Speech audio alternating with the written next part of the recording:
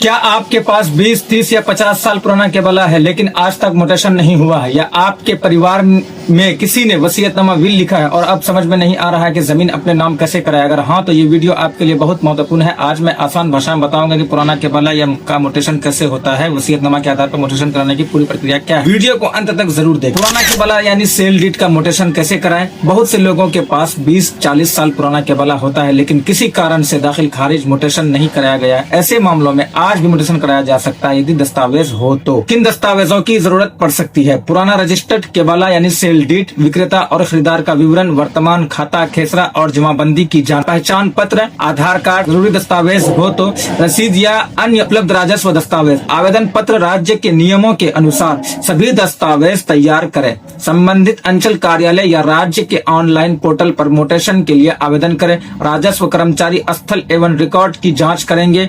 आवश्यकता होने पर नोटिस जारी किया जा सकता है। यदि कोई प्रॉब्लम नहीं हुआ, आपत्ति नहीं होती है तो दस्तावेज सही पाए जाए तो म्यूटेशन की स्वीकृत कर दिया जाता है।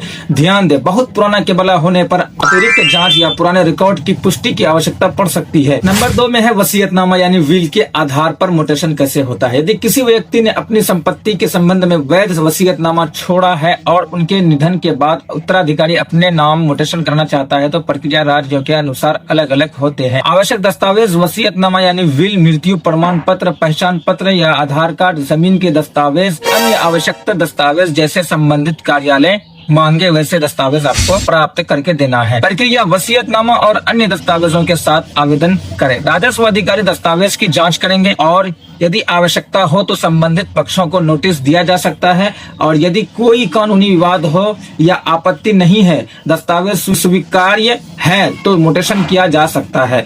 महत्वपूर्ण कुछ परिस्थितियों में, विशेषकर विवादित मामलों या कुछ राज्यों में लागू नियमों के अनुसार केवल वसीयतनामा पर्याप्त नहीं होता है। सक्षम न्यायालय का आदेश या जहां लागू हो तो वहीं पे आवश्यक हो सकता है। किन कारणों से म्यूटेशन रुक सकता है? दस्तावेज अधूरे होना, जमीन पर विवाद होना, एक से अधिक दावेदार होना, रिकॉर्ड में त्रुटि होना, न्यायालय में मामला लंबित होना या जरूरी जो भी दस्तावेज है वो अगर लंबित होना। पुराना केबला को संभाल कर रखें। रजिस्ट्री के बाद जल्द से जल्द म्यूटेशन कराएं। वसीयतनामा के आधार पर आवेदन करने से पहले अपने राज्य के नियम और आवश्यक दस्तावेज अवश्य जांच लें। विवाद की स्थिति में कानूनी सलाह लेना बेहतर होता है।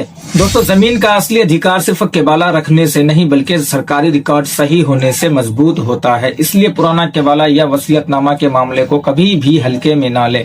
सही दस्तावेज और सही प्रक्रिया अपनाकर ही म्यूटेशन कराएं। अगर आपको बिहार की जमीन रजिस्ट्री, दाखिल खारिज, एलपीसी, खतियान और नापी से जुड़ी ऐसी ही आसान भरोसेमंद जानकारी चाहिए तो बिहार बुलेट जोन को अभी फॉलो कर ले। वीडियो पसंद आया तो लाइक करें, शेयर करें और कमेंट करके लिखें कि अगला वीडियो हम किस टॉपिक पे बनाएं। तब तक के लिए धन्यवाद।